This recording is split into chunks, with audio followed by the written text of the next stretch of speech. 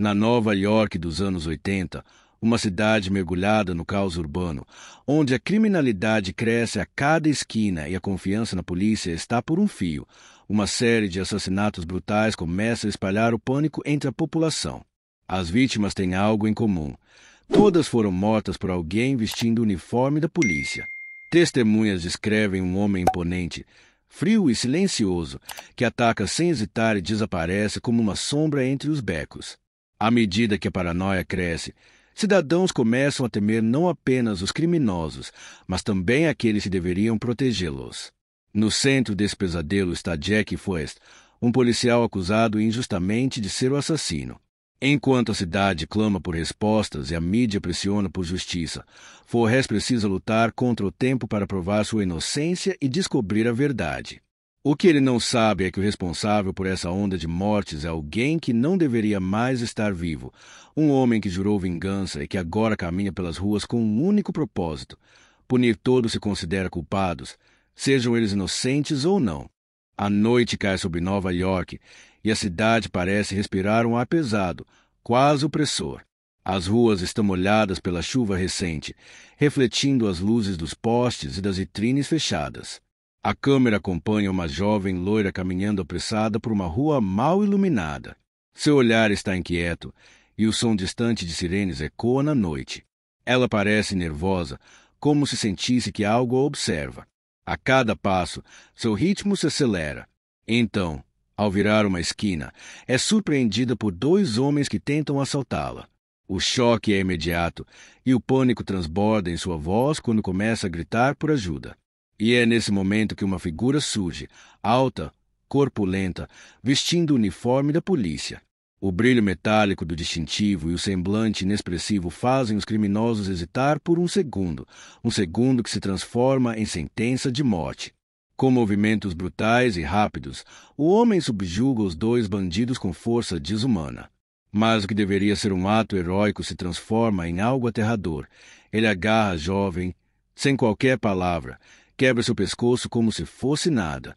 O corpo cai lentamente ao chão e o som do impacto ecoa na rua vazia. Logo, o filme nos conduz para o dia seguinte. A polícia está em polvorosa e o Departamento de Polícia de Nova York começa a receber relatos de que um policial está matando pessoas inocentes pelas ruas. O tenente McCray, um veterano experiente com olhar cansado, começa a ligar os pontos e percebe que algo muito errado está acontecendo. Ele não acredita que seja apenas um criminoso disfarçado, mas a tensão aumenta quando mais corpos surgem. Entre as vítimas, não há um padrão claro: ladrões, transeuntes comuns, até mesmo pessoas sem nenhum envolvimento com crimes. Isso faz nascer um medo diferente, um medo que se espalha pela população. O medo de que a própria polícia possa ser inimiga. Enquanto isso, conhecemos Jack Forrest, interpretado por Bruce Campbell. Jack é um policial jovem, com porte atlético e boa reputação, mas que carrega problemas pessoais. Sua esposa, Ellen, está cada vez mais desconfiada do comportamento dele.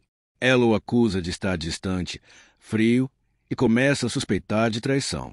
Naquela manhã, a tensão entre os dois atinge o limite. Ellen tenta confrontá-lo, mas Jack, irritado, diz que precisa ir trabalhar e deixa a discussão para depois. A narrativa volta para as ruas. A cidade é apresentada como um labirinto de concreto e sombras, e o maníaco continua sua caçada. Em uma cena perturbadora, um motorista de táxi é forçado a parar quando vê o policial acenando para ele. Pensando que é apenas uma abordagem de rotina, ele obedece, mas o homem de uniforme o arranca do carro com força e o esmaga contra o capô, sufocando com as próprias mãos. É rápido, impiedoso e sem nenhum traço de emoção no rosto. De volta à vida pessoal de Jack, a situação piora. Ellen, tomada pelo medo e pela paranoia, começa a acreditar que ele pode ser o assassino que todos estão comentando. As notícias na TV mostram um retrato falado que lembra vagamente Jack, o que só aumenta seu terror. Ela decide segui-lo naquela noite, mas a decisão se prova fatal. Jack, na verdade, está indo encontrar Teresa Mallory, sua colega de trabalho e amante. Ellen, ao vê-los juntos, entra em choque. Ela foge para casa, mas não percebe que está sendo seguida por alguém muito mais perigoso. Em um dos momentos mais tensos dessa primeira metade, ela entranca a porta de casa, ainda chorando, e começa a escrever uma carta, planejando contar tudo à polícia. No entanto, o silêncio da noite é interrompido por passos pesados e lentos. A maçaneta gira, e antes que ela possa reagir, a porta se arrebenta. A figura enorme do policial surge, ocupando todo o batente. Sem dizer uma palavra, ele avança. A câmera foca no rosto aterrorizado de Ellen enquanto ela tenta recuar. O assassino a segura pelo pescoço e o som seco de ossos quebrando encerra a cena. No dia seguinte, Jack é chamado à delegacia e, para sua surpresa, é preso. As provas circunstanciais, a carta de Ellen acusando, testemunhas que o viram na noite do crime, o fato de estar próximo a outras mortes, o colocam como principal suspeito. A mídia se volta contra ele e a pressão sobre a polícia aumenta. O tenente M.C. Cray, no entanto, não está totalmente convencido. Ele sente que há algo errado, que os crimes não combinam com o perfil de Jack. E assim começa a investigação paralela, enquanto o verdadeiro assassino, que parece conhecer cada detalhe do funcionamento da polícia, continua sua caçada mortal pelas ruas. Essa primeira parte termina com a tensão no auge, um assassino misterioso à solta, um policial inocente acusado e um clima de paranoia sufocante que toma conta de Nova York. Enquanto a cidade afunda ainda mais no caos e a imprensa espalha manchetes sobre o policial assassino que ataca indiscriminadamente, o detetive Frank M.C. Cray está cada vez mais convencido de que há algo profundamente errado na narrativa oficial. Ele percebe que a polícia está mais preocupada em proteger a própria imagem do que realmente resolver os crimes. Os patrulhamentos aumentam, mas o medo é tão intenso que civis e agentes atiram primeiro e perguntam depois. As ruas, antes agitadas, agora parecem labirintos de tensão, com sirenes ecoando e sombras se alongando nos becos. Frank concentra suas investigações na vida de Jack Forrest, o policial acusado injustamente de ser maníaco. Forrest, agora preso, mantém a calma, mas seu olhar firme revela desespero e frustração por estar sendo usado como bode expiatório. Em conversas rápidas, ele conta a M.C. Cray sobre os estranhos relatos de um policial enorme, com movimentos quase mecânicos e uma força física absurda, capaz de derrubar portas como se fossem de papel. M.C. Cray começa a considerar a possibilidade de que o verdadeiro assassino possa ser alguém que todos acreditavam estar morto. Do lado de fora, Teresa Mallory, amante de Forrest e também policial, decide agir por conta própria. Ela começa a seguir pistas e testemunhas que descrevem o assassino como um homem alto, vestido com um uniforme impecável, mas com o rosto parcialmente coberto pela sombra do boné. Em um dos relatos mais perturbadores, uma sobrevivente diz que o policial tinha mãos frias e pele rígida, como se fosse cadáver. A investigação de M.C. Cray leva a um nome, Matt Cordell. Cordell era um policial condecorado, mas com métodos brutais e um histórico de violência excessiva. Acusado de abuso de poder, ele foi condenado e enviado para Sing Sing, a mesma prisão onde colocou dezenas de criminosos. Lá dentro, foi brutalmente atacado por detentos sedentos de vingança. Oficialmente, Cordell morreu, mas não houve funeral público e o corpo desapareceu misteriosamente.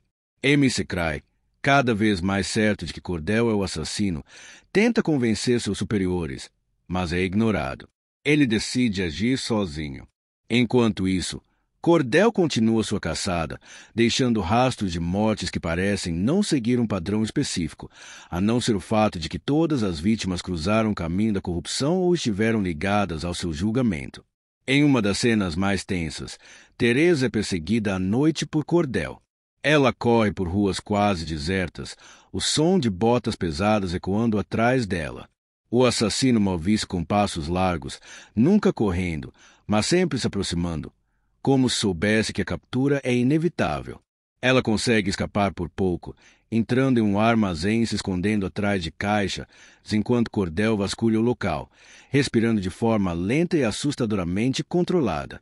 M.C. Cray, agora com provas suficientes, vai até a prisão de Forrest para libertá-lo, mas nesse momento Cordell inicia um ataque em plena delegacia. Ele entra pelo estacionamento subterrâneo dirigindo uma van roubada, arrebentando o portão e espalhando pânico entre os policiais. O som dos tiros e dos gritos mistura-se ao ronco do motor, enquanto Cordell derruba agentes um a um, com golpes tão fortes que seus corpos são arremessados contra paredes. No meio da confusão, Forrest e McCrae fogem, levando Teresa consigo. Mas Cordell o segue, como um predador incansável. A perseguição chega até um galpão industrial, onde acontece o confronto final. O cenário é sombrio. Luzes fluorescentes piscam, correntes balançam no teto e o chão está coberto por poças d'água que refletem a figura monstruosa de Cordell. Forrest tenta atirar, mas Cordell resiste a vários disparos, avançando como se não sentisse dor. McCrae é atingido e cai, ferido. Teresa, desesperada, aciona um guindaste que movimenta uma enorme barra de metal. No momento certo, ela a solta, atingindo Cordell com força brutal. Ele é lançado contra uma parede. No impacto, parte da estrutura desmorona, prendendo-o. Mas antes que possam confirmar sua morte, a estrutura cede completamente, jogando Cordell para dentro de um caminhão carregado de caixões. O veículo pega fogo em meio à confusão e explode, iluminando a noite com uma chama intensa. Os sobreviventes escapam por pouco, observando as labaredas consumirem o local. Dias depois, durante o enterro simbólico de Cordell, vemos o caixão sendo fechado. A câmera se aproxima e, antes da tela escurecer, uma mão com luva de couro se ergue lentamente de dentro, deixando claro que o terror ainda não acabou. O responsável por dar vida à atmosfera sombria e implacável de Maniac Cop foi o diretor e roteirista William Lustig, um nome bem conhecido entre fãs de terror e ação dos anos 80 e 90. Ele começou no cinema underground com The Violation of Claudia, 1977, produção adulta que já demonstrava seu interesse por narrativas ousadas e marginais. Ficou famoso com Brutal Maníaco, 1980, um terror policial que chocou pela violência gráfica e abordagem psicológica intensa. Seguindo sua marca de misturar ação e horror, comandou a trilogia Maniac Cop, O Exterminador, 1988, O Vingador, 1990 e O Distintivo do Silêncio, 1993, consolidando o policial Cordell como figura cult. Lustig também se aventurou no terror cômico com Trepanador, 1992, e Mensageiro da Morte, 1997. Obras que misturam gore e humor ácido. Em 1994, co-dirigiu o documentário Flesh and Blood, The Hammer Heritage of Horror, um tributo à lendária produtora britânica Hammer Films. Entre os rostos mais icônicos do elenco está Bruce Campbell, rei do terror trash e astro carismático. Ele estourou como atrapalhado, mas destemido Ash Williams em Uma Noite Alucinante, A Morte do Demônio, 1981, e reprisou o papel no mais aventuresco Uma Noite Alucinante 3, 1992, que mescla terror e comédia. Atuou em obras de ação e suspense como Darkman, Vingança Sem Rosto, 1990, de Sam Raimi, e participou do sci-fi Pesadelo Futuro, 1992.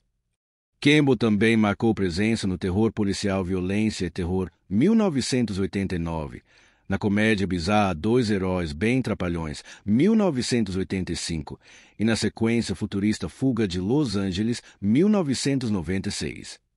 O imponente Robert Zedar, com sua inconfundível mandíbula proeminente, deu vida ao imortal Matt Cordell. Antes de Maniac Cop, Zedar já aparecia em papéis marcantes como no sci-fi Cherry 2000, 1987, no terror claustrofóbico Buraco Infernal, 1985, e no sombrio The Night Stalker, 1987. No campo da ação, brilhou em The Killing Game, 1988, Linha de Fogo, 1991. Estilo americano, Força e Poder, 1990, e no sci-fi bélico A Batalha Final, 1990. A destemida policial Teresa Mallory foi interpretada por Laurene Landon, que tem uma carreira versátil. No início, estrelou a ficção cômica Apertem os Cintos, O Piloto Sumiu 2, 1982, e o faroeste exótico A Guerreira de Indiana Jones, 1984. Também protagonizou aventuras como Undra, A Mulher Guerreira, 1983, e a pós-apocalíptica América 3000, 1986. No terror, destacou-se em Nasce um Monstro, 1974, e no suspense hospitalar A Ambulância, 1990, além da comédia esportiva Madrugada Dura na Queda, 1981. O veterano Tom Atkins trouxe sua habitual presença imponente para Maniac Cop, famoso por papéis em cult de terror como A Bruma Assassina, 1980, e Halloween III, A Noite das Bruxas, 1982. Também protagonizou sci-fi de horror A Noite dos Arrepios, 1986, e o drama sombrio Juventude Perdida, 1985. Participou do enigmático A Nona Configuração, 1980, e do intenso drama Vidas Desesperadas, 1982, mostrando versatilidade entre horror e narrativas dramáticas. Curiosamente, Maniac Cop ainda contou com a presença do diretor Sam Raimi em uma participação especial. Criador de Evil Dead, Raimi também dirigiu faroestes como Rápida e Mortal, 1995, thrillers como O Alvo, 1993, e sci-fi de ação como Timeco, 1994. Produziu e dirigiu grandes sucessos como Homem-Aranha 2, 2004, além de revisitar o terror com o remake O Grito 2, 2006, e o telefilme Trilogia do Terror, 1993. Outra presença marcante é Sheri North, veterana de Hollywood, que nos anos 70 e 80 participou de diversos thrillers e filmes de ação. Entre eles, Fuga Audaciosa, 1975, O Tenso Telefone, 1977 e A Organização, 1971. Todos com o pé no suspense policial e na intriga conspiratória. E se você chegou até aqui, muito obrigado por assistir a mais um episódio do canal O Último VHS. Se curtiu o conteúdo, não esquece de deixar o seu like, isso ajuda demais a fortalecer o canal e a espalhar esse tipo de vídeo para mais fãs do terror clássico como você. E claro, se inscreva para não perder nenhum resumo cinematográfico sombrio, nostálgico e intenso como o de hoje. Aqui, toda semana, mergulhamos em obras que marcaram gerações, sempre com um olhar profundo, narrativas detalhadas e respeito à história do horror. E atenção! Se você é fã de Jason Voorhees da franquia Sexta-feira 3, na descrição e no comentário fixado você encontra o link para esse box incrível com os 8 primeiros filmes da série, em DVD, numa edição definitiva para a sua coleção. Com Jason, Chucky, Fred, Michael Myers, o terror nunca morre, e aqui no canal ele sempre tem um lugar especial. Nos vemos no próximo vídeo. Até lá, e cuidado com os brinquedos que falam sozinhos.